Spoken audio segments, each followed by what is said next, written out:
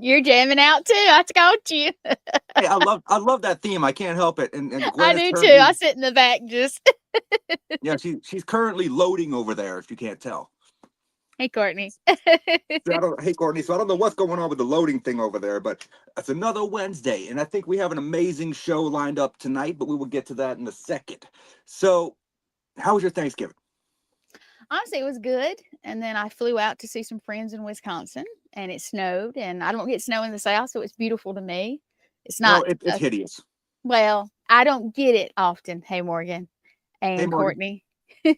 So it's nice, and I've been enjoying myself up here, kind of relaxing. I got another week in a couple of days, so that's it's a fair. nice little That's fair. trip. Yep. So I did notice that in the video that you have at the very beginning, right, where you're introducing all the podcast hosts, I Hmm. need to get you a different photo for mine. I look high as in that photograph. Okay, I will have to check that out. Actually, And I don't smoke. I don't do anything like that. So I don't know where that look came from. well, you know what? It's a good picture, whatever it is, because I've got compliments on that picture of you, so that's why I chose it. I mean, we can keep it. That's fine. I'm just saying. I'm sitting there looking at it. I'm like, man, I look high. But yeah, so random thing. But tonight we have a great conversation. One of the founding members of Riverbend Paranormal, as well as 25 years experience in the paranormal field.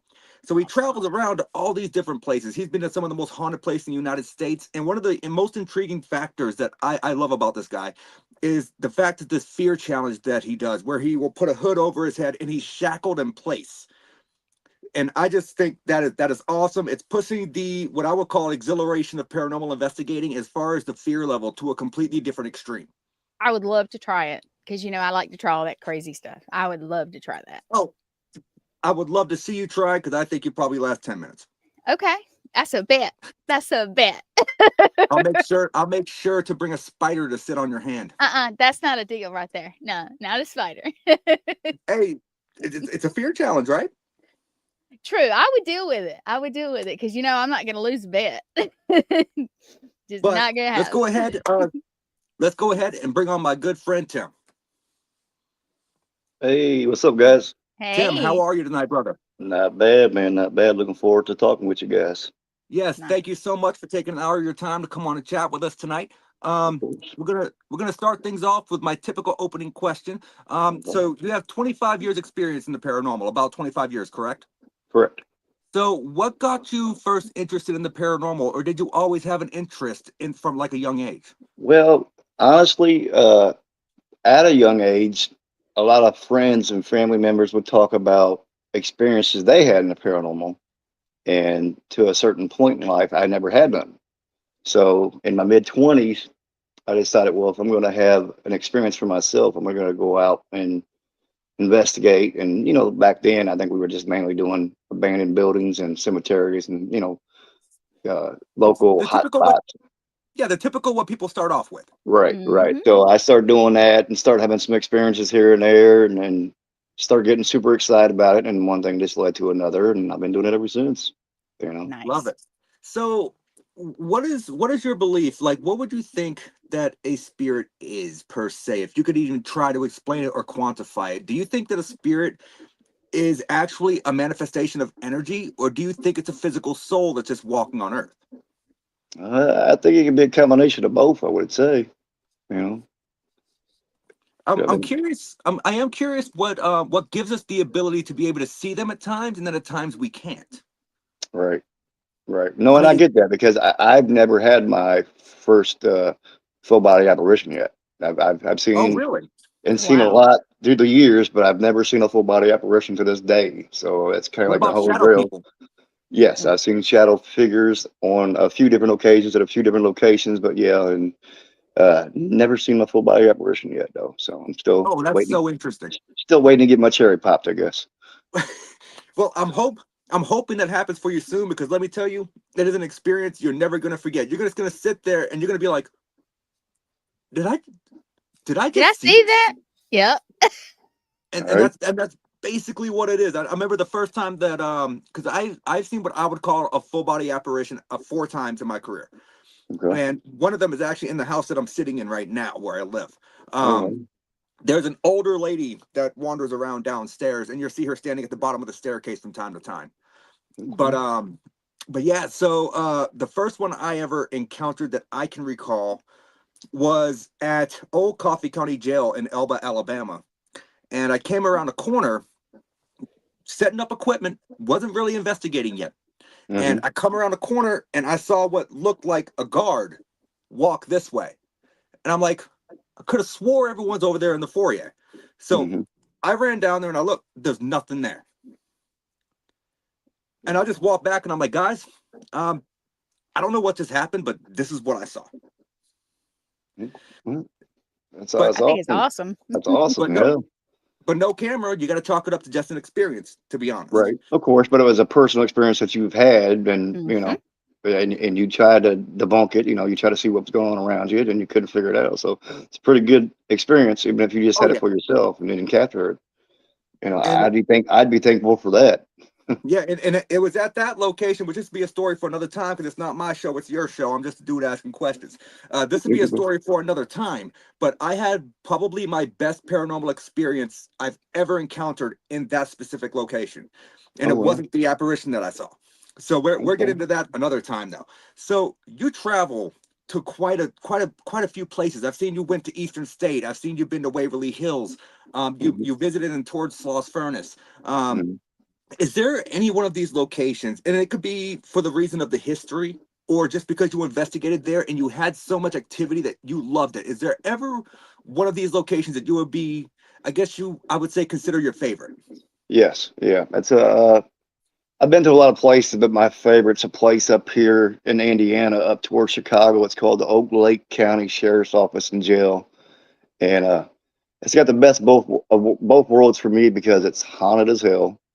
And it's got the John Dillinger tied to it. I'm a big mobster and gangster fan. So John Dillinger escaped from that jail back in 1934.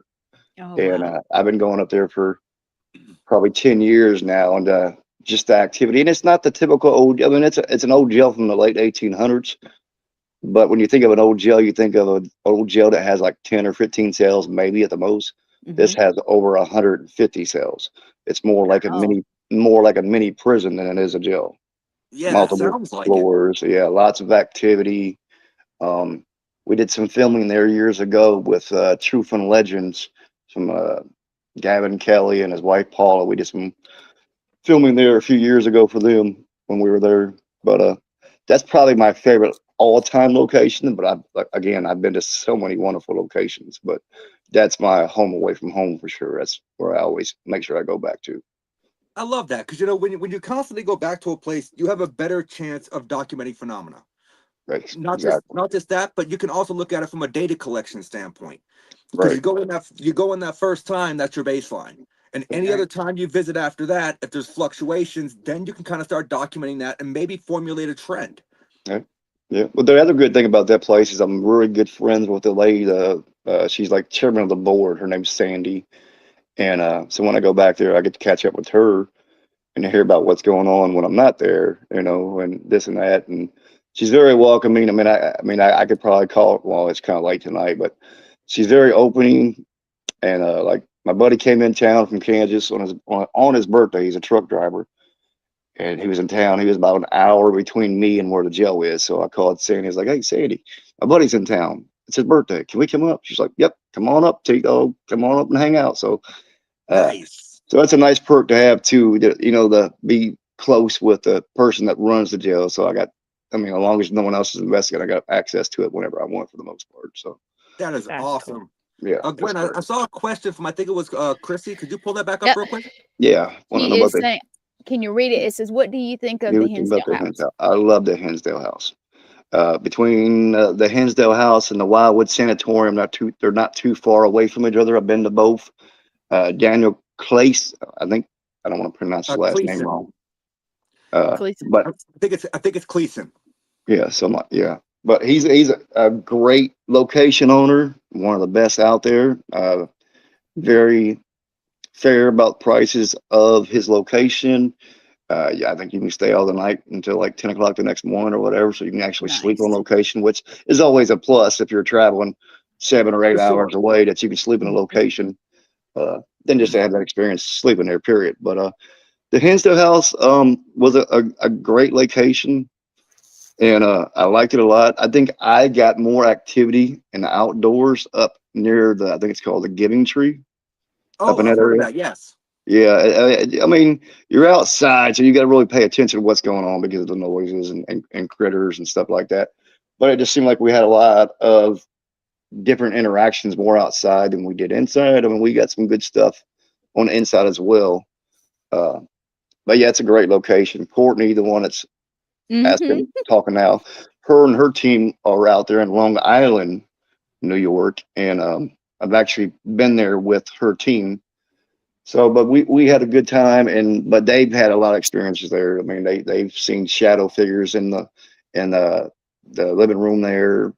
People's hair's gotten pulled as they're sleeping on the couch. I mean, it's a very active place, and that's got a lot of Indian tie to it too as well. So it's got Right. a lot of history up in there. I mean, that sounds Oh, like my kind of place. I have not yet had the pleasure to see either Wildwood or Hinsdale yet. Well, and the good thing is if you book one, you get a discount if you book the second one. So and then really? and if you're up that way, you might as well just stay for 2 days Yeah, and do both of because them. yeah, because Because they're you only can like what 25 minutes apart from each other, something like give that. or take, yeah, yeah. I don't know if you can read this, but she says, "We miss you." So Miss you too. thank you for And watching, also, Courtney. and Hey, also, Sean. Gwen, I saw your comment.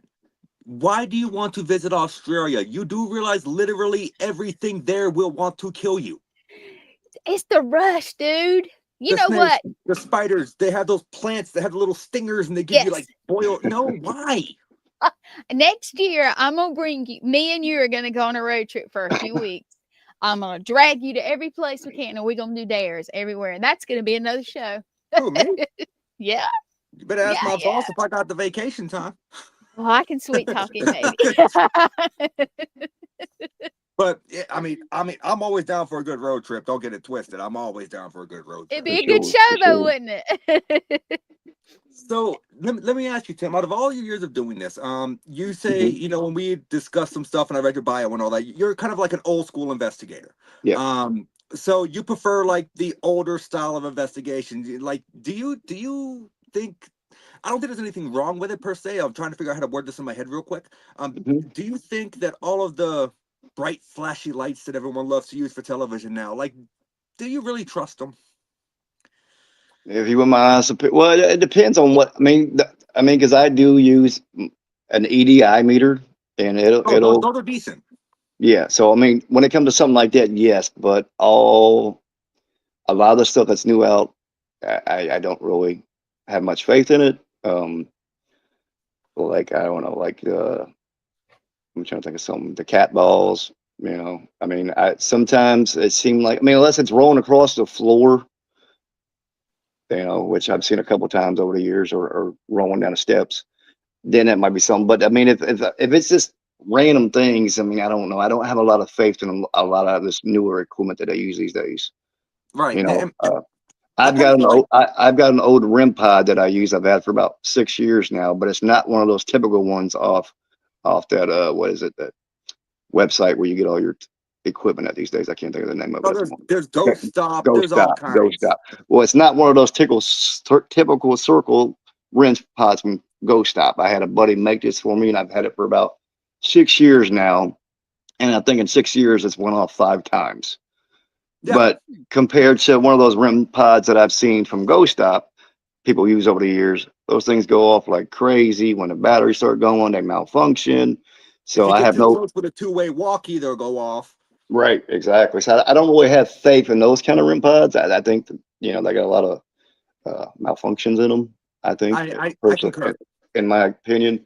So I'm very choosy about what equipment I use, and I don't use a whole lot. You know, I use my senses. Well, not my senses. I'm not sensitive in any kind of way, but I use the feel of the building, Hmm. a REM pod, an EDI meter, a recorder, video, obviously, and every now and then I use my buddy's got, what do they call it? I don't know. It's kind of like a REM pod, EMF all in one. It's a millimeter, I think Thank it's you, Chris. called. Yeah, I think it's a millimeter is what it uses. So I have a question for you guys, and I don't ever do this.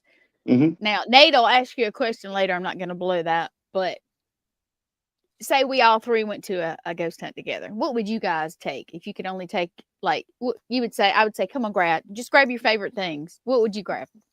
Is beer an option? It might be, depends on where we are. Like We're in the Australia. number You may one, need it.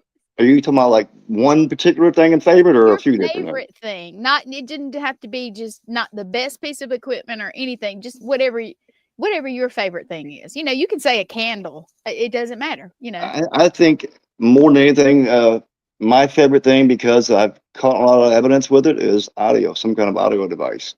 You know, I love going into a location and being off somewhere by myself, away from everybody, and just sitting down old school and just doing a good old fashioned EVP session. I I love love it. it. know. Yes. All I love right, it. Nate, your favorite piece, and I know he critiques everyone and looks at everything. You know, Come on. that's very difficult, and I'm not going to go with Tim's answer because I was actually thinking about a voice recorder because I feel like there's nothing better than a good class A or B EVP that you cannot explain. True. But and I trust my old school recorder. I have an RCA recorder that I bought 12 years ago. Is it one of those little, about that big things? Yeah, but it's or got is a it one of, USB port at the top, so I can just plug it right into my computer. Don't have to worry about a cord. The thing Nice. has never done me wrong. I love it. You can hear your feet walking on carpet when you're holding it. Like, that's how sensitive this thing is. That's a good recorder. Yes. Yeah. I love that recorder, but if I had to choose a piece of equipment, and only because I've been using it for 3 years now and only seen it go off one time, Oh, wow. I would bring my crystal pod that was made by Lauren Hellickson. Oh, you're gonna have to let me use it one day, or The be only- with you when you use it. The only time I've ever had it go off was in the or was it the art room? It's either the art room or some kind of, it was a former carriage house, Ooh. but at the New England College. That's the only time I've ever had it go off. Nice. Okay. But don't get me But- wrong. Now, I like to play with the new stuff just to see, Well, what yeah, happens. of course. But I got to be real with you. If I went somewhere, like I was on the road and I could only carry a few things, of course I had the recorder, I had a camera, and I had my phone and stuff like that. But I'll be real with you. I have got to like my rods, my dowsing rods. I don't know why. I've gotten more. They're mine. I barely let anybody use them. If I do, I clean them. I put my energy back on them, and I like them. I Right. just like them. So That's my deal. I've actually been practicing with mine, Gwen. They no longer Good. swing around and smack me in the face every time I hold them. They do. They'll smack you. It's She's funny. seen it in person. If I hold them, they will swing around and smack me right in the face. It was cool. hilarious. All right, you guys, let's see. Now, I like this chick here. Courtney, you're cool. You'll ask stuff. She says, you connect with a location and spirits. Yes. Actual conversation, sitting down with them, making yourself vulnerable, which is what I Yeah. love the method. Yeah. I mean, and you know what? You know, if it's, I don't know, if you can walk in a room, you know if it's good or bad feeling in there. You just, Yeah, you so feel it. so You we're feel gonna touch on the voice recorders real quick for a moment, Tim, if you don't mind. Mhm. And then I'm going to jump back to that comment that you were just talking about there, Gwen, about the vulnerability factor, because what he does, it kind of falls into that. Yeah. So, voice recorders, what is your opinion, your personal, all shows aside opinion on the DR60? I don't like it at all. Same. I don't like it at all. I mean, I like the concept of how it works. I don't want to pick up noise, so it's just not running constantly. I can appreciate that fact. That way, we're not listening to an hour recording when you can be listening to a couple minutes. I mean, I get that. That's great about it. But everybody that I've known, that I've been around, that's had one and used one of those, it sounds like the same raspy voice coming through Yes. every time. So, through my research, what I had discovered was the DR60 recorder, specifically the Panasonic DR60. It was only produced for 1 year. And the reason it was only produced for 1 year was because of the fact that whenever they released it, people kept hearing these spirit voices on the recordings when they were using them for college essays. They were recording college sessions and they would play it back so they could take notes, and they were hearing voices. Well, turns out the voices are actually the internal mechanisms of the recording device. It's the way it was built. Now, can I say that it's not possible you can't catch an EVP with those? No, not at all. Because I have heard some very clear ones come out of a DR60. Right. But I have heard some that are just, why are you even considering that that's a voice? No, I agree with you 100% there. And also, why in the hell are you paying $2,000 for a voice recorder? Yeah, that's a No. little ridiculous. So I want to go back to that other comment though, Gwen, if you don't mind, if you could pin that back up for All me. right, you're gonna have to tell me which one because we've got The one about the vulnerability. okay. Give me 1 second. Here we go. I think that yep. So That's it. So making yourself vulnerable, that goes into another aspect that I know that you do on your investigations. I want to touch on this fear challenge thing you do, because Okay. I think that is awesome. I do too. You basically, correct me if I'm wrong, but you put a hood over your head that you cannot see out of. Right. And then you're shackled somewhere, whether it be via handcuffs or via some kind of shackling device, and Right. you don't move. No, I'm there for an hour, chained up and blindfolded. Yeah, wherever area, the location they put me at, whether it's a See, jail cell or meat slab or the death tunnel in a so wheelchair. you don't choose a spot yourself. No, most of the time, whoever I'm investigating. Well, I mean, I have a couple times, but most of the time it's someone else that chooses it for me. Like, oh, hey, T-Dawg, we found the perfect place for you tonight. We're going to put you down next to the portal of hell on Bobby Mackey's. Okay. Let's do it. Okay. That is awesome, because you're not only taking so there's multiple different things that people have to look at whenever you're doing this challenge. In my eyes, this is how I interpret it. Okay, you're not only opening yourself up, and that's where the vulnerable thing came in. That's why I wanted you to go back to it. So you're not only opening yourself up for any kind of communication to come through, because I'm sure you're asking questions and stuff while you're blindfolded, correct? Correct. Yes. You're asking for noises, you're asking for responses, but so you're not only opening yourself up that way, but you now have the sensory deprivation. You can't see. Right. So how do you feel that affects the investigative process whenever you go into this fear mode challenge? Well, I think to begin with, it makes me vulnerable, and I want the spirits to know that I'm not there to hurt them. I'm not there to harm them. You know, I'm just trying to hear their story. So I think it enhances things for me because you know, I am chained up and blindfolded, and I mean, depending on what area it's in. I mean, like I've been to Trans-Allegheny Lunatic Asylum, and they put me dead in the what is it, Jealous. mentally insane ward, and left me there for an hour. So, but I think it because I don't have any senses at all. Like I said, I'm not psychic. I don't have any kind of. I think the only sense I got is every now and then I get a smell here and there that shouldn't be where it should be. Yeah, the What? phantom smell thing. Yeah, I get that. So I think it gives me a chance to make myself vulnerable and hoping that the spirits will interact with me, because I don't know if you've ever seen one before, but I'm not provoking. I'm basically working the history of the location and the things that may have occurred there, whether I'm in a jail and I'm pretending to be a fresh inmate and trying to learn the rules and the ins and outs of being in that location, or a hospital. I might play the role of a terminal patient or something. Hey, I need help, you know, whatever. So I try to interact and use the location as a guideline of how I investigate, where I do my challenge in that location particularly, I guess. Can you see the questions, guys? I'm sorry, I'm not trying to I interrupt. I don't want to get. I do see that question, but I don't want to get sidetracked. I will get that question. Just leave it pinned up if you don't mind, Gwen. Yeah, I've got another one too. So everybody's Okay, interacting, which sweet. I love. We'll pin them up side by or one after the other. There So you whenever you're doing this, do you feel like there's ever been a spot that people chose to put you that you were apprehensive about? I can honestly say probably not. No, because I always look forward to that next intense location, I guess, or that next intense challenge. But you know, there's been I can honestly say there's been locations where people pick for me that I get excited about, like Bobby Mackey's next to the portal of hell, and it was absolutely quiet, nothing at all. Well, if you Nope. ever come up this way, I'll take you down to the old mill, and we can exchange. I'll do it for an hour, you do it for an hour. We'll go down into the basement area where there's zero light, All right, and have fun with it. Oh yeah, the creepier the better. So Morgan asked, have you seen any mediums or psychics try your challenge? I'm curious if it would make it to where they can tap in more or get into a more trance-like state.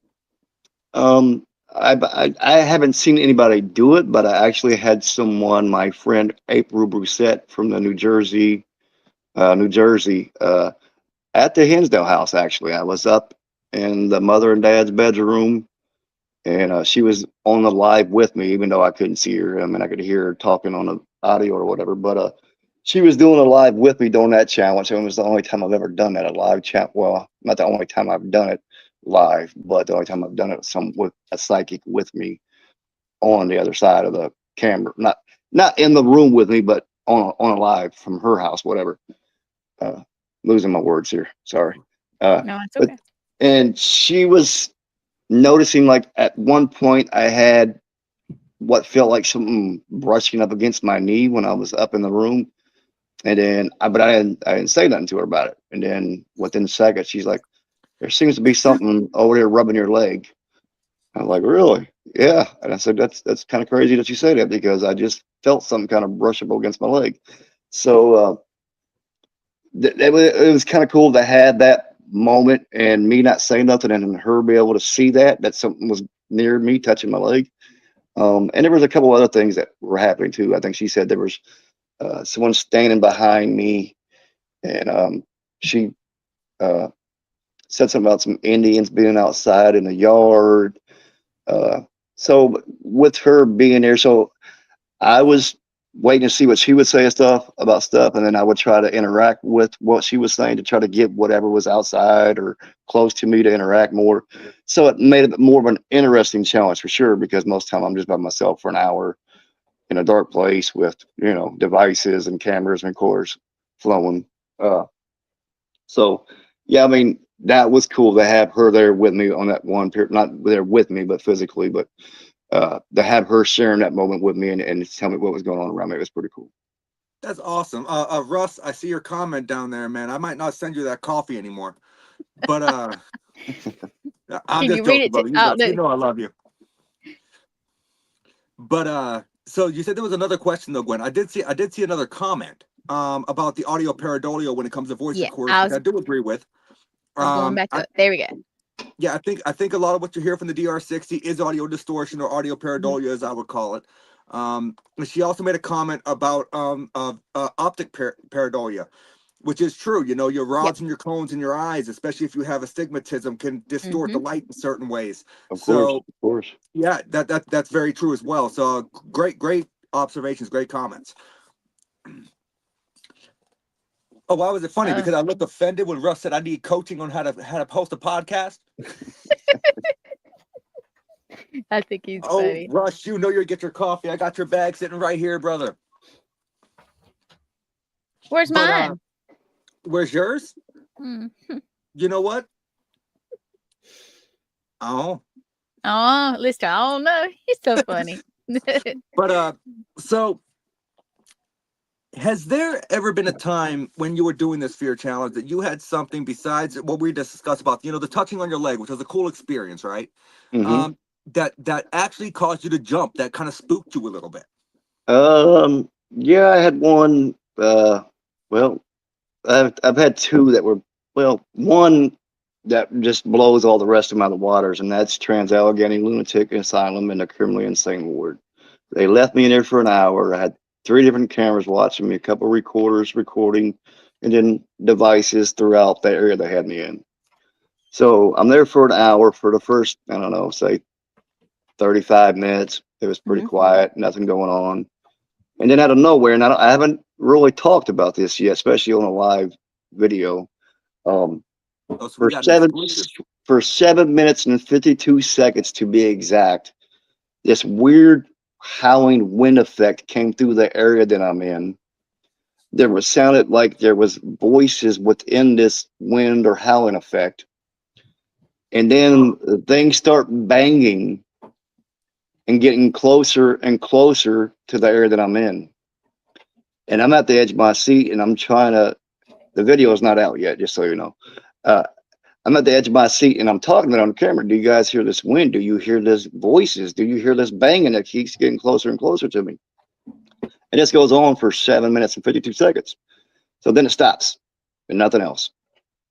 So about 15 minutes later, they come in and get me, and I'm like, they were like, "Well, how was your challenge?" I'm like, "Why were you guys fucking with me for? Like, what are you talking about?" I was like, "The banging, the noises, the voices." They're like, "That wasn't us."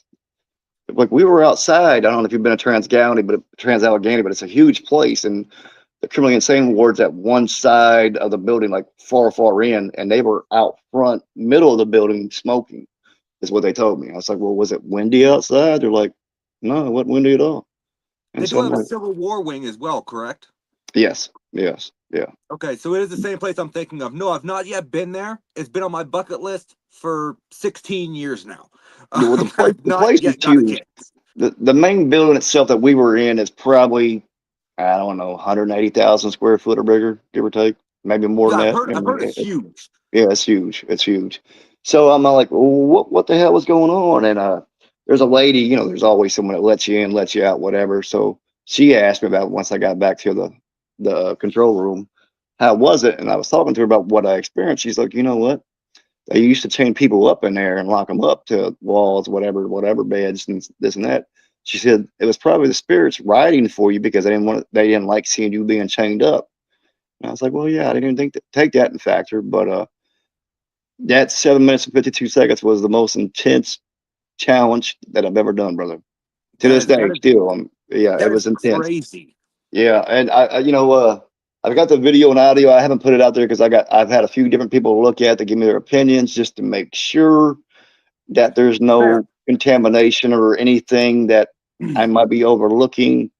I can't figure out what it would have been if it wasn't them messing with me. And it's not like I'm just in an open area where there's open windows or anything like that because they've still got windows in the building, and I'm in a complete ward, and these banging noises were coming from a distance, almost like something was coming down some hallways banging as it got closer to me because the bangs kept getting louder and louder and louder until it all just stopped out of nowhere.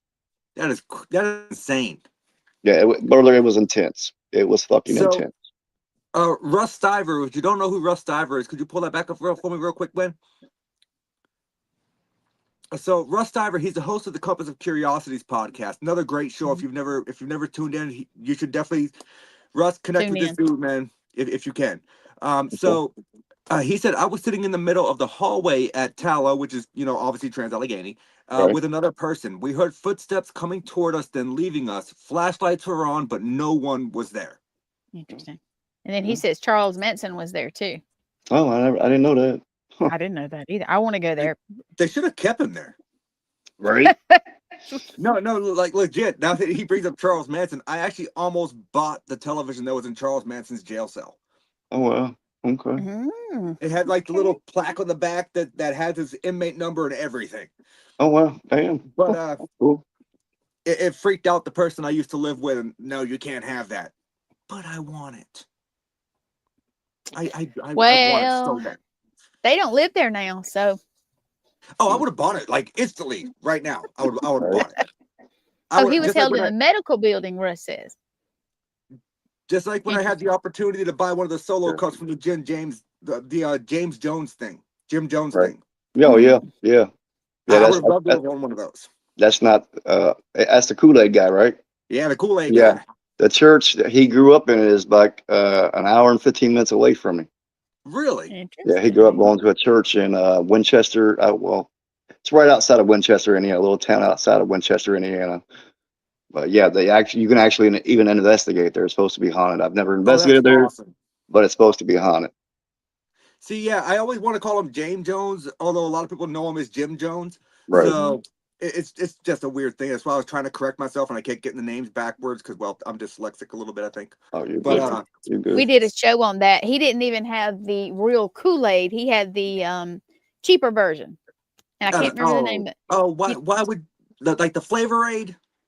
Something like that. I think it may have been Flavor Aid, but yes, he had the cheap version. And that's like if you want Gatorade and you get Squencher, you just don't do it. Yeah. What? Yeah, I'd have been like, no, I'm not drinking. All right. You just don't do it. Don't taste the same. No, it don't. I don't know. He's very. I don't know. So, Tim, out of all the years you've been doing the paranormal, right? I gotta ask you, what are your thoughts on cryptids? What do you think? I've never come across anything in my days, but there's been locations that I've been to where cryptids are claims there. Like here in Hartford City, Indiana, there's a jail there called the Blackford County Jail, and the owner Dan says that he's experienced gnomes running around inside the jail. I am not going there. Yeah, yeah. But I mean, I never experienced any of it, but that's what he explained Where's to me. that at again? It's in Hartford City, Indiana. It's called the Blackford County Jail. Blackford. I think I know somebody that went there, but I don't remember what they said. So gnome. That would be interesting. I've not seen a gnome. Yeah. I do not have many fears in life, but gnomes is one of them. I do not like garden gnomes, lawn gnomes, the creepy smiles, pointy hats. They can go to hell. Fuck them. Right. Well, so what you're saying is that you need those for Christmas. Right. I can't say that I will hurt you. I don't believe in cryptids. I just can honestly say that I've never experienced anything with it yet. So, you know. I see you down there, Jeremy, and no, I don't. But yeah. So I have had 2 cryptid encounters in my time. But that's something, if you ever want to hear about it, we can discuss later. I was just curious about your opinion on it. So when it comes to it, when you go into a location, right? Oh, you know what? Let me take that back real quick, just for a second. I did go to the I did have a cryptid experience, if you want to call it Bigfoot. We were at Fort Dutfield last year, I think, and I was up there with Ernie and Denise Pack and a guy they call Squatchman. His name is Greg something. And I did experience something out in the woods. He's pretty in tune with the creatures of the woods, and he was doing his thing. And then before I knew it, I mean, I can't say what it was exactly, but there was 3 sets of green eyes glowing in the woods, which he assumed was Bigfoot's critters, I guess. Mm-hmm. And I mean, I can't say it was Bigfoot, but I did see the 3 sets of green eyes, you know, in the woods, and whether it was or wasn't, I don't know. But I mean, it could have been another creature for all I know. It could have been some raccoons. I don't know. I mean, but I had that experience up at Fort Dutfield, and they've had other crazy experiences. They'll be up there, and Squatchman will be like, "Hey, Bigfoot, come here. We're trying to talk to you." He's got this weird way he talks. He's a hell of a guy. And so he said, "We want you to do something to let us know that you're here." And all of a sudden, from my understanding, I wasn't there for this moment, but they heard a tree shaking, and almost to where it was going to fall over, that whatever was out there was shaking this tree. So, which is a common report when it comes to Bigfoot. Right. So, that's probably the only experience I've had, and I can't really say 100% that it was something cryptid or if it was just animals out in the woods, but I did have that experience out there with him. Interesting. It is. Yeah, so I just like to kind of hit on the whole gambit of paranormal things, because, you know, I'm a paranormal researcher. I research all aspects of the paranormal. I research cryptids, ghosts, UFOs, spontaneous human combustion, you name it, I research it. Right. And so I'm curious, what are your thoughts on aliens and UFOs? Again, it's something that I haven't experienced. I believe there's that possibility. Yes, I believe that it's a possibility. You know, it's a big world, lots of other planets. So I do believe that there's a possibility that there could be aliens out there somewhere or other life forms. I just haven't personally experienced it for myself. I mean, I'm sure everybody at some point in their life has seen something in the sky that they had questions about. Okay, well, what is that? You know, that looks out of place, whatever. But I don't think I've ever seen anything that weird to where it just maybe a believer. Oh, that's a UFO, you know. Right. But I do believe there's a possibility. I just, you know, there's a lot of things I haven't. I've been investigating the paranormal for 25 years. I still haven't seen a full body apparition. Maybe I won't see a UFO until, you know, who knows when. You know, it's just. And I feel like when it comes to UFOs, it's the timing. You have to be at the right place at the right time. It's just like seeing a full body apparition. You have to be at the right place at the right time under the correct circumstances. All right. And that's another. Some people will see it and miss it. Right. That's another thing about the hauntings of Fort Dutfield up there and right outside Louisville, Kentucky. They normally get what they call the trifecta up there. They get the cryptids, they get the paranormal, and they get UFO stuff up there. Are you sure it doesn't fall into Interesting. some kind of one of those natural triangles that fall across the United States? Like, I know you have the Bermuda Triangle, you have the Bennington Triangle, you have the It's very Michigan possible. Triangle. It's I'm trying to think what part of Kentucky they live in. Courtney would probably know. They live not too Courtney? far. They probably live not too far. I mean, they're like literally 15 minutes away from Louisville, right off the Ohio River. I just can't think of Yeah, the name of the little I town. would just be curious because that I know of, there's like Hmm. at least 10 triangles that traverse Hmm. the United States, where within these areas, well, technically not areas because areas are square, but within these triangles, All they right. experience so much of the whole gambit of paranormal. We're talking about cryptids, All right. UFOs, ghost reports. Um, and most of these seem to intersect on ley lines. So All right. I'm not sure if that has something to do with it, That could. That may very well be. but it's an interesting thing because I know Michigan's got one, Alaska's got one, Massachusetts has one, Vermont has one. I know that Las Vegas, or not Las Vegas, I always call it Las Vegas, Nevada has one. Hmm. I know that Texas has one. It's crazy the amount of triangles there are. Yeah, Right. that's why I was looking up how many there were actually. Hmm. What did you find? Did your Google search give us any good information? Not really. Not yet. Oh, well, that's not helpful, There's Gwen. well, I'm looking at a list of them, You're but okay, killing it's me. got 1, 2, 3, 4, 5, 6, 7, 8, 9. It says 9 on here, but I think there's I was more. I think close. I agree with you. Yeah. I was close. I said 10. I wonder if Okay. there's one up here where I'm at. Hmm. I mean, I would assume since that's where you live. I don't live here. Oh, I Remember, was I'm just not. thinking wherever you I'm in. live, Yeah. probably it's within a triangle because you're weird. Thank you. Yes, everything is weird around me, no matter where I go. Everything's weird, even up here. It's like I that mean, sometimes. yeah, ah, Yeah. but I'm up here in the wilderness on the reservation. I'm wondering, Oh, you're up honestly. that way right now. Yeah, I'm in No, Wisconsin on the reservation up here. yeah, no, you're in Hodag area. You're not in the triangle. You're in Hodag area. And I Okay. need to get up to Wisconsin. I haven't been up there yet. I want to go to that Broadhead Manor. Broadhead Manor, but Well, isn't there an asylum out there too?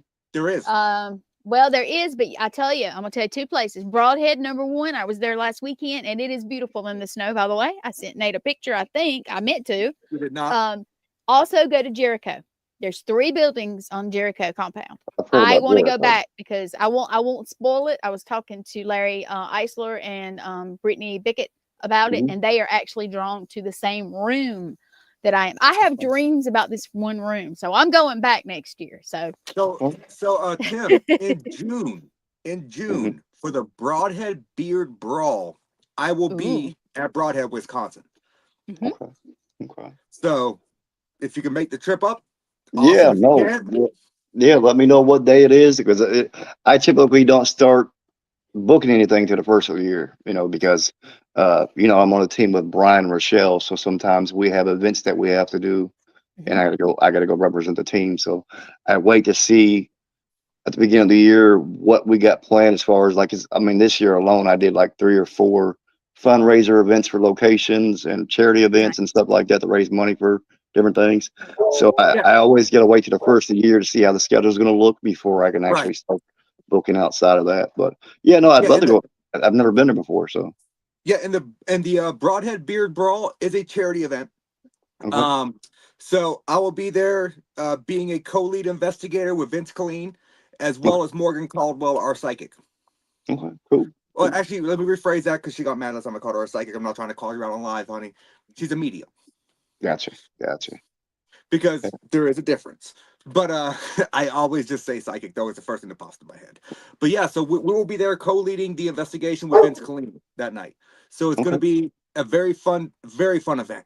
If you can yeah, make it up, I'll get you the dates. I could probably get you the dates after we get off the live and stuff. I mean, I'll get you the cool. dates. If you can make it, you can. If you can't, you can't.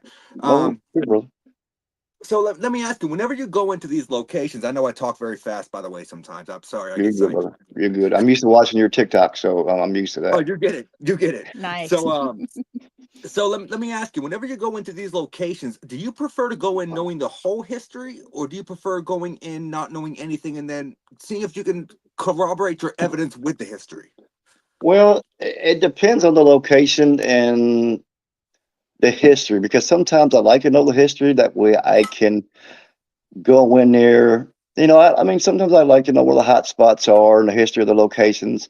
But then obviously, if I know it's a hospital or this and that, then I don't really need the history, True. because you know.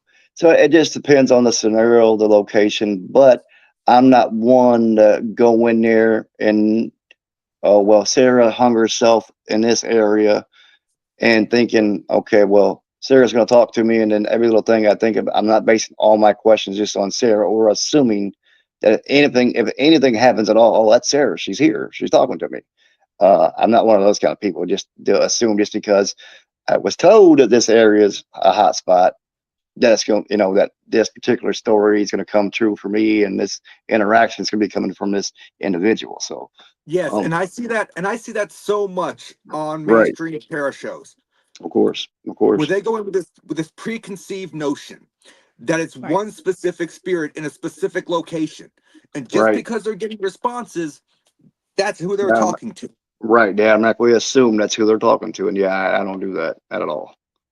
I've never understood, nor have I respected that technique. Right. No, I get you. I get you. Was that a dog? It sound like a dog. That's here. I will be right back. I don't know what's Okay, up. okay, I'll say I could And I have sent you guys the link to the beard brawl. I sent anyway. Okay.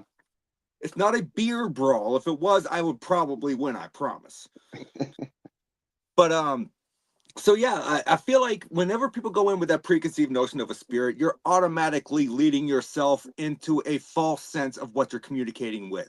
100%. You're manipulating yourself right off the get. Right. And also I feel like, and you may or may not agree with me on this. I don't know what Mhm. your opinion is on egregores or thought forms, but whenever people go in with a preconceived notion, and you have, say it's a mainstream location, and you have hundreds of people going in there throughout the year, and Right. they're imprinting this energy, right? Hmm. Just like the stone tape theory. Do you think it's plausible that they are creating the spirit that was claimed to be there to begin with, when the spirit was never there in the first place? Oh yeah, very plausible. I mean, yeah, like I said, what you said, they're automatically imprinting that thought process in their head, and it's just, but that's normal for the average individual to do something like that, because if you're a beginner or someone that just, I'm not going to say can't make sense of things, but has a, what's the best way to put this? Uh, Someone that just can't make clear. I mean, you gotta know the difference. You gotta know where to divide the line between what you're hearing or what you're taking in from individuals compared to what you've got going on. And again, it all comes down to common sense. You got to have common sense about what you're hearing, what you're taking in, what information you're taking in, and how you're using that information during your investigation. And then if you do have an activity, making common sense of what's going on. Does it relate to what you think it is, or is it just something else, that's interacting with you? I mean, there's a lot of different ways to explain it. I don't know the best way to explain it, but That uh, was a good explanation, honestly.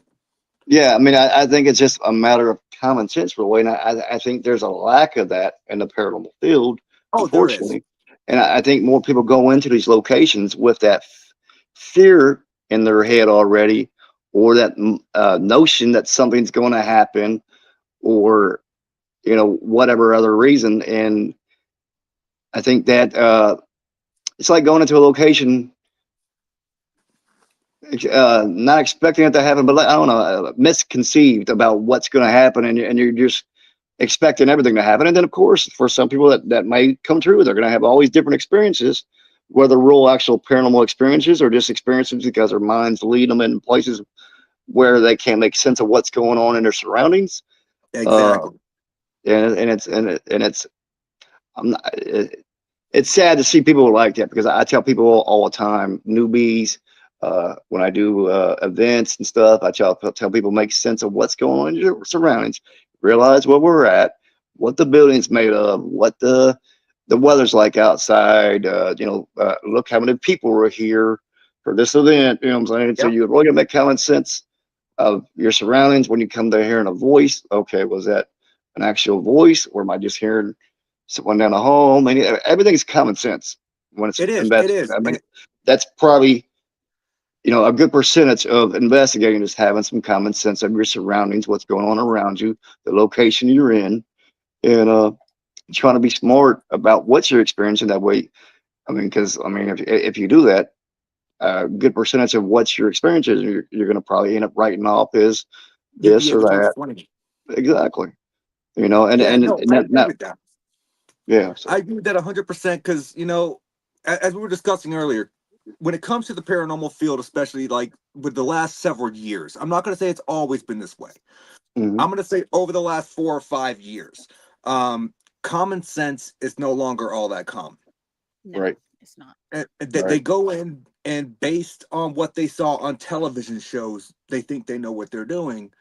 Hmm. And this yep, is why whenever I co-lead, like if I co-lead for an investigation, or if I'm mhm, bringing a new team member on my team or whatever, and we're investigating, first thing I do, how many of you here have watched a paranormal television show? They raise your hands. I say, forget everything you saw, right, because what you saw on there is dramatized for television. Yeah. It's exactly, not going to work this way. 100%. 9 out of 10, I guess. Nah, maybe not that much, but a lot of them, But yes, I agree. they think that you're going to go into a location and have activity after activity or occurrence after occurrence. I try to explain to them, you're probably going to be in this building for 8 hours. All right, You Hmm. might you might have 20 minutes of occurrences if you're lucky. yeah, yeah, yeah. A I lot, agree. 80% of our time is sitting in a dark room talking to ourselves, hoping someone's listening. Right, yep. That's true. It's It's true. true, true facts, brother. And it's annoying when you got people coming in there and they get upset because they're not getting anything. I think it's more of I don't like to use the word seasoned, because I'm Hmm. sorry, no paranormal investigator is a cast iron skillet. We're not Nope. seasoned, Nope. okay? We are experienced. Of course. So we understand that it takes the patience to sit Hmm. there and Definitely. deal with the silence, Yeah. Hmm. because you Hey, know look at when this you man have, down here. He has how yeah, many years? Tell me again. How many 25. years you've been? 25 25 years. years. You've never seen the full body. That Nope. I hope that you do one day. Just I do because. too. I do Yeah, too. And everybody asks me, "What are you going to do when you see one?" I'm like, I don't know. you're gonna do I like can't. we do and go. Did I actually see that? Did you Well, see no. Some that? people are like, you might get scared and run." I was like, "Well, I don't see that happening." But you know, I don't know until I know. You know, I don't know how I'm going to feel until I see one. I experience it for Right, myself. because everyone reacts differently. Me, Mm-hmm. I was the curious one that I ran after to make sure none of my crew was back there. Right. Of course. Yeah. I have seen people on investigations. They see movement that wasn't even a full body apparition. They Hmm. just saw movement and they took off. All right. And I'm All like, right. that's the worst thing you can do. You can barely see where you're running. You don't know what you're gonna Exactly. trip over. Right. Exactly. For sure. You stand still. It's good chance it's not going to hurt you. Because I hate to Yeah. tell Yeah. everyone out there, the D word is not as common as Oh, paranormal television shows make it out to be. Right. don't say it. Exactly. Don't say Exactly. it. So I I'll didn't. tell That's you why I guys a said the little D something. word. Seeing that is one thing, but if you ever had something move that could not move on its own, I mean, okay, you check it, you debunk it, but when an actual person, I don't care how long they've been in it, see Hmm. something move for real, for sure, it does take them a second. They look, Oh but it yeah. takes them a second. You have to, because you're okay. Am I actually seeing it? I don't know. The stuff like that is just you can wait forever and see it, and Oh, and you're it's kind of absolutely. amazing. It is, and It is. and I don't know if Tim has ever experienced that. Tim, have you experienced like physically seeing an object move? Yes. Yes. Whether it be doors closing in front of me, Mhm. um, chairs being scooted across the floor. I've seen balls move around at Waverly Hills, but that place is kind of open, so I really can't credit that too much because it has the I was going to outdoor. ask about that. Yep. Yeah, so I mean, but when we seen it move, we were up on the fifth floor in an area where it's kind of like a big patio, but it's got windows all the way Right. around it. So that's where we seen the most action with the ball. We were trying to interact with a little boy named Timmy that supposedly hangs out up there. Yeah. And we did have some movement with the ball up there, and that area is closed in by windows, but it doesn't mean that they're draft proof. You know, there might have been because they're old windows, so it could have been a little. We didn't feel no wind, but that doesn't mean there wasn't something seeping in that might have caused the ball to move. Right. So one thing I used to have, and I really wish I still had it. I Hmm. used to have a miniature wind vane. Okay. Oh. that I would bring with me and set next to it. Like if I had a cat ball, which I don't use them very often, Right. but if I did, I would sit it next to it Hmm. with a video camera on it. That way, if there was a draft that moved it, I could actually see the wind vane spin. Right. Mhm. Exactly. Gotcha. That But makes but sense. that Makes sense. Yeah, but I like that's that. it's deductive reasoning is what it is. Of course. And that's And actually a and smart thing to do. Yeah. and like you know, I love your style of investigation. I love the way you do things. And but Tim, I see we got about 3 minutes left, brother. Hmm. Where can people find you? Where can people find Riverbend Paranormal? Plug your YouTube, man. Plug your Facebook. Plug Plug it. whatever you want. Well, you know, when it comes to Riverbend, we have a Riverbend group page on Facebook, and then we also have the sister, which is Paranormal Fears on Facebook, but both of them are Riverbend affiliated. Mhm. I'll make sure to go follow Paranormal Fears. I don't think I do yet.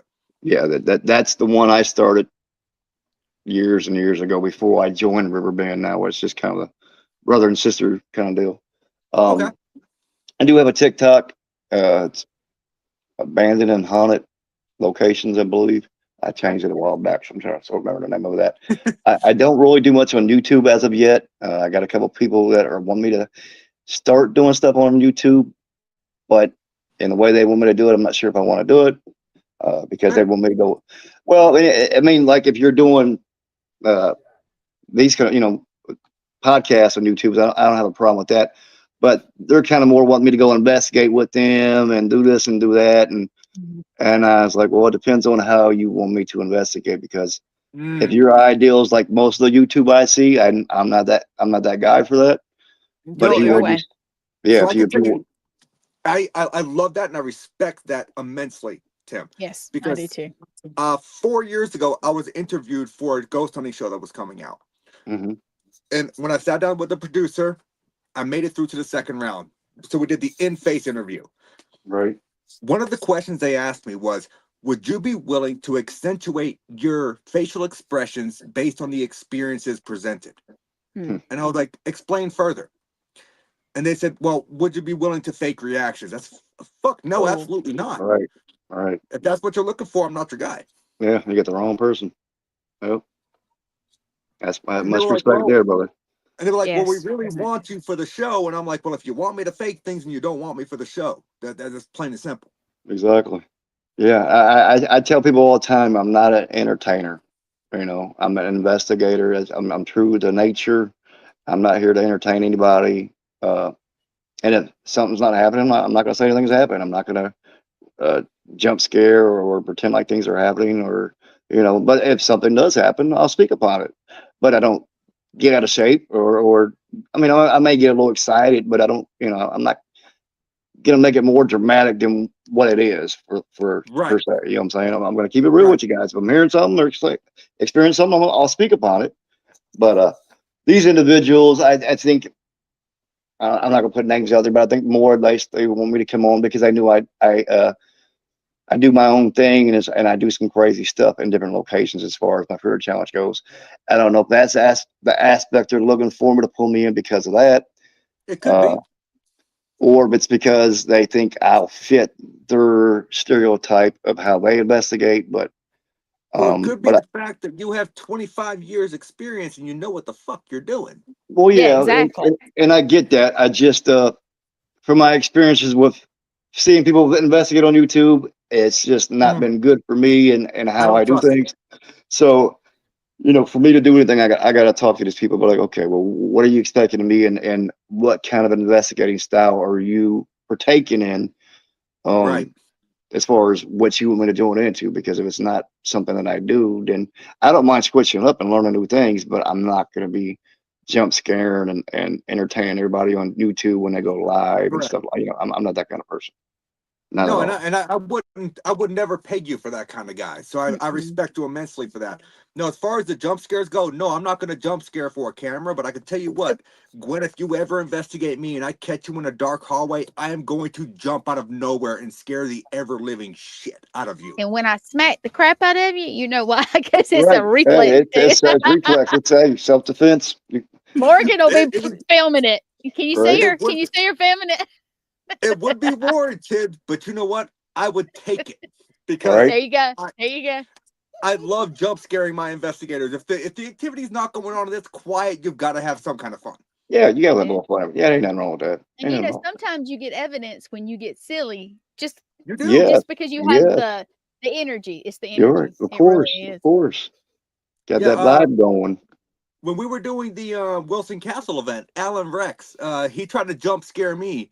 He came up behind me and stomped his foot. Like, what are you doing? I turned around. I was like, well, I'm just kind of walking around right now. And he was like, no jump, nothing. And I'm like, dude, I've been doing this for a long time, man. It takes a lot more than that to make me jump. Exactly. So, Tim, I love to ask my guests at the end of every show Hmm. 3 questions. 2 of them are multi-part. First question. Everyone on the paranormal has a bucket list. If you could go to any location in the world, price was not at all a adverse effect. You can go there for free. Where are you going? Well, I got a top 2. I don't have a top 1, but You can do a my top 2. That's fine. my There you top go. 2 would be Alcatraz Love it. or Egypt. I'd like to investigate the pyramids. Oh, that would be so cool. Yeah, I think the Agreed. pyramids would be a really cool experience, and I've been to Alcatraz on a tour. I'd love to be able to investigate there one day because it's Alcatraz, you know. Yes, that would be I cool. would love to. I would love to do King Tut's tomb. Oh yeah, for sure, for sure. That would be A awesome. few years ago, I went to Bay Liege and we did a partial investigation at the Mayan ruins, so that was as close Oh, to you know jealous. Nice, man. that I could Goodness. get to. But you know, obviously we weren't able to go win them, but we were investigating the ground, so it was cool to be there and have that experience. But as far as being outdoors and the surroundings, it made it a little hard. But Right. definitely a Fair. cool experience for sure. Fair. So I'm going to go with an answer I've not heard yet. So we're going to go with Egypt, the pyramids. I've not heard that answer yet. Mhm. So you're going to the pyramids. You can bring one person with you. They can be alive or dead, and they do not have to be involved in the paranormal. Who are you bringing with you, and why are you bringing that person? Um, I'd have to say my friend Kat Marie from Long Island Paranormal in New York. Um, just when we're together, we work very well together. And what I'm lacking, she picks up, or vice versa. And Good team. she's sensitive in nature, and I'll know something about a location, and I won't even say nothing to her. Like we'll be walking down the hill of Waverly Hills, or the halls of Waverly Hills, and I'll mention something about certain thing. I won't tell her what room it is, but I'll be like, okay, well, on this particular floor, this happened in a certain room, but I won't tell her what it is. And we'll be like walking down the hallway, and she'll stop right in the front of the room. And she says, well, "Is this it?" And I'll look up at the number because I don't even know what's it because it's a long hallway, so I don't know particularly where the room is because there's quite a few hall rooms. And I'll look up, and yep, 424. That's the room it happened in. Yep, you're right, Kat. This is the room. But I've been with her so many different What's up, Sal? locations. I've been with her at Pinhurst, and we were down in the tunnels in the basement, and we were having some real crazy experiences. She's very open and in tuned. She's been working on a case in Mountain Misery, New York. Her and Courtney both about a little girl that was raped and killed and dumped out there in the mountains of Mount Misery. And she's been working on it for several years and has come across so much incredible evidence about a particular individual that was involved, and has brought in evidence to the police in a lot of different forms of evidence as far as paranormal wise and otherwise. And she's actually been working with the police for the last few years with the detectives that were on that case, and coming up with some pretty solid stuff as far as this individual that supposedly did it. The individual was just, I don't know how long ago, was released from prison. He was never physically charged with the murder of this little girl or the rape of the little girl, but all things lead to him. She's, I don't know. It's just the way she's been going about it for the last few years and the stuff she's come up with, and I mean, it's been good enough for the detectives to open the case back up and proceed with trying to figure out what's going on. But she's just such a down to earth person. That's She awesome. really, truly loves what she does. She loves communicating with the spirits, trying to help in any way she can. And as far as Egypt goes, I just think uh, if I had her with me, it would be a great experience because, again, when you were talking about psychics earlier, about ones that you can trust, and everybody's a psychic, this and that, or whatever. She's truly one that I have a lot of faith in. That I'm pretty 100% for sure if she's speaking upon something, then she's speaking the truth, and I can have faith in what she's saying or what she's seeing or experiencing. So for an old place like Egypt, the pyramids, King Tut's, tomb, I think she would be the perfect place to experience what I'm not experiencing there, and to at least tell me what she's experienced, because she's probably going to experience a lot more than me, and I'd love to hear what she has to say about what the surroundings are like, what she's hearing, seeing, feeling, just all that. I think she would be a good person to bring with me. I love it. I love it. And what was her name again? Cat Marie. Cat Marie. Okay, I need to go and send her a friend request just because I'm curious. Me too. I'm looking now. Yeah. Okay. If you go to Trinity Long Island Paranormal, I think it is, they got a Facebook group. That's Courtney's a part of that, and Kat's one of her team members. Courtney's team members up there in Long Island. Okay, yeah, be sure to go and give them a follow. So great people, man. Great people. So Tim is going to the pyramids in Egypt, and he's bringing Cat Marie with him. You have one piece of equipment, one piece only, that you can bring with you. What are you bringing and why? A recorder, brother. I already knew that was going to be the answer. Yeah, I'm going to bring a recorder with me because I can honestly say I haven't heard too many other languages spoken. Maybe a couple, like a word here and there of a different language, maybe Spanish or German over the years. But I'd love to capture some Egyptians talking or something, or just something of that nature, something different cool. that I've never experienced before. So for that reason, I'd have to take a record, because I'd want to see if we picked up on any voices or maybe any ceremonial stuff, or things of that nature. I'd love to pick up something like that from some place with so much history over the years. I think that would, and then something that we've never experienced before. Obviously we've never had those experiences. No, so, I definitely haven't. Yeah, so I'd love to have that experience. So for that reason, I'd have to bring multiple recording devices with me. I absolutely love that answer. Tim, I'm not going to hold you up too much longer, brother. We're going to go ahead and end the show. If you wouldn't mind hanging out in the background for about 5 minutes. I think we got 1 or 2 more ads to run. I don't have any right now because we don't have Paracon season, but oh, sweet. So if you wouldn't mind, Tim, just hanging out for a second. But everybody, this was the Paranormal Unveiled podcast with T-Dawg from Riverbend Paranormal. That was a great conversation. I love his aspect of why he does the fear challenge. I love the vulnerability of it. I love the whole sensory deprivation aspect. It almost reminds me of a Gonsfeld experiment, to be honest. And I think it is an absolutely great way that he does things, and I love his old school techniques. Man, that was an awesome conversation.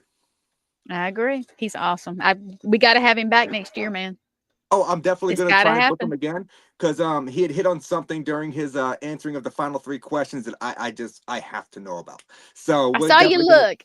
I saw the look. You saw the look. And I was like, I want to ask, but we're already about 10 minutes over. I can't extend it any longer. Yeah, that time Nazi thing, man. But no, so that was an absolutely great show. For all the people out there watching, commenting, I appreciate y'all. I love y'all. Thank you for the interaction. Both do, you guys have some great questions tonight. And we will see you guys next Wednesday at 9:30 p.m. EST. Same spooky time, same spooky channel for the Paranormal Unveiled podcast. And I do believe my guest next week is currently unbooked, so it's going to be a mystery. Ooh, good one. Well, we will let you guys know as soon as we do, I guess, man. I should know by tomorrow. Good. We'll see you guys next week. Thank you for tuning in. See you guys next week.